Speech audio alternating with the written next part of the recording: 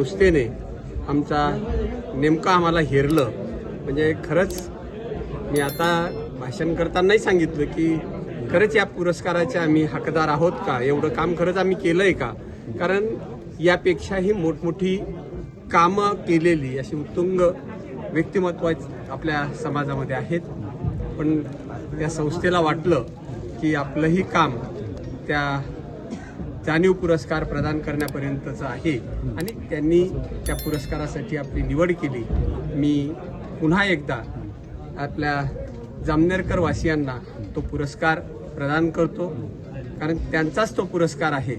एवढा मोठ्या संख्येने जामनेरवरून 400 किलोमीटरचा प्रवास करून लोक 40 किलोमीटरवर जायला सुद्धा आज तयार नाहीत.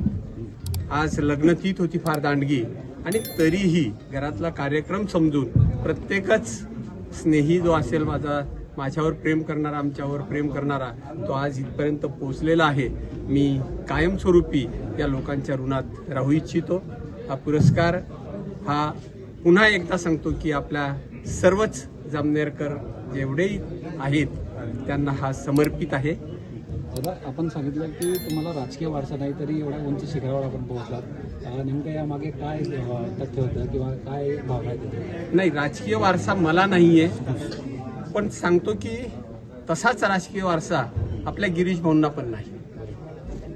पण जर ठरवलं, म्हणजे तुम्ही जन्म कुठेही येईल, तुम्ही कुठे जन्म घ्याल हे तुमच्या हातात. शिखरावर आपण पोहोचलात. नेमकं यामागे काय तथ्य होतं किंवा काय भावना आहे? नाही, राजकीय वारसा मला नाहीये, पण सांगतो की तसाच राजकीय वारसा आपल्या गिरीश भाऊंना पण नाही. पण जर ठरवलं, म्हणजे तुम्ही जन्म कुठेही येईल, तुम्ही कुठे जन्म घ्याल हे तुमच्या हातात नाही, किंवा जन्मावर, जातीवर किंवा धर्मावर तुमची उंची ठरत नाही. जे काम तुम्ही करत राहाल त्या कामातूनच तुमची उंची ठरते आणि त्यातच एक कातून दुसरं आपल्या नजरेसमोर काम येत राहतं. आज गिरीश भाऊंना शिक्षकाचे चिरंजीव, हायस्कूलमध्ये शिक्षक होते त्यांचे वडील, कुठलाही राजकीय वारसा नाही.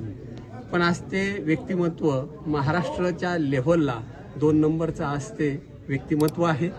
देवेंद्र फडणवीस साहेबांनंतर, आपल्या मुख्यमंत्री महोदयांनंतर जर पक्षामध्ये कोणाचं स्थान असेल तर ते गिरीश भाऊंचं स्थान आहे आणि आपण सगळेच त्यांनाच फॉलो करतो आहोत.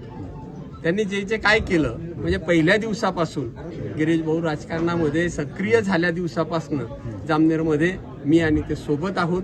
मी एवढंच आहे की जोपर्यंत सेवेत होतो तोपर्यंत मला समोर येऊन राजकारणामध्ये त्यांच्या सोबत भाग घेता येत नव्हता, पण निश्चितपणे मी त्यांना संगत सोबत त्याही वेळी केलेली आहे. आणि आता तर प्रश्नच नाही, आता तर आपण सगळेच त्यांचे मावळे म्हणून काम करतो आहोत आणि त्यांच्याच पावलावर पाऊल ठेवून आपण आता आपली वाटचाल सुरू आहे आणि यापुढेही सुरू राहील.